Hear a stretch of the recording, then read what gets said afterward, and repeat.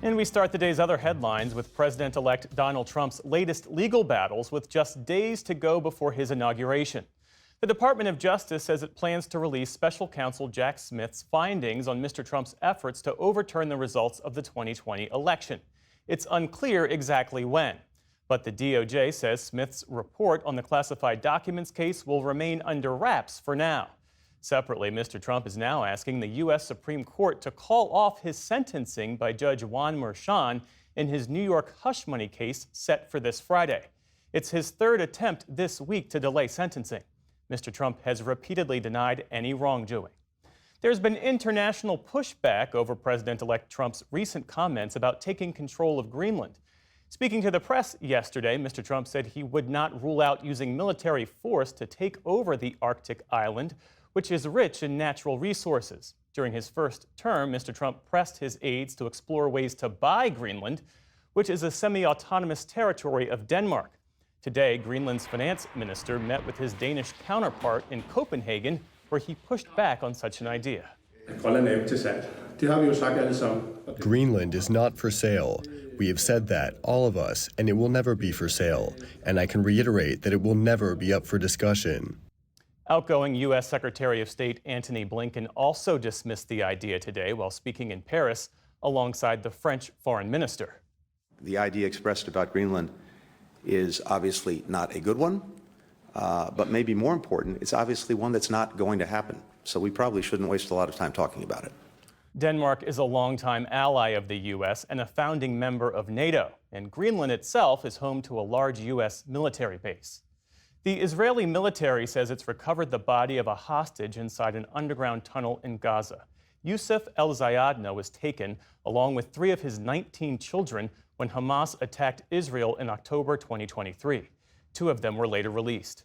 The discovery of the 53-year-old's body comes as Israel and Hamas are considering a ceasefire deal that would free the remaining 100 or so hostages and stop the fighting in Gaza. Israeli officials are investigating whether the remains of a second body recovered today are that of El-Zayadna's son, Hamza. An Italian journalist who was detained in Iran for 3 weeks was freed today. Cecilia Sala arrived back in Rome this afternoon, where she was greeted by her boyfriend and reunited with her parents. The 29-year-old was accused of violating laws of the Islamic Republic while visiting on a journalist visa last month. Italian commentators have speculated that her detainment could have been related to the arrest of an Iranian businessman just days earlier. He allegedly supplied drone technology to Iran that was used to kill 3 U.S. service members last year and remains in Italian custody. Extremely cold weather is gripping much of the country, with temperatures dipping below 30 in places as far south as Atlanta and El Paso. Some areas further north saw single digits. And there's another winter storm brewing that's due to sweep from Texas to the Carolinas in the days ahead. More than 40 million people are under some form of winter weather alert. Dallas, Texas is bracing for several inches of snow, more than it typically sees in a whole year. The state's governor warned people to stay safe, especially on the roads. I cannot emphasize enough to my fellow Texans, listen, we're not used to driving on ice and snow. We're not used to driving in conditions like this.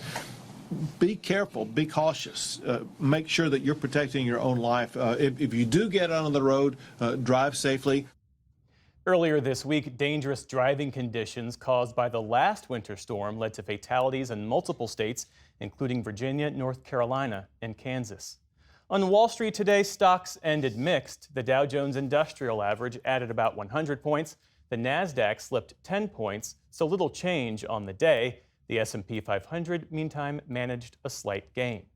Still to come on the NewsHour, Syria's formerly empowered Alawite minority faces an uncertain future after the fall of Assad. And we look at whether U.S. foreign aid meant to improve health care is being used effectively. This is the PBS NewsHour from the David M. Rubenstein studio at WETA in Washington, and in the West from the Walter Cronkite School of Journalism at Arizona State University.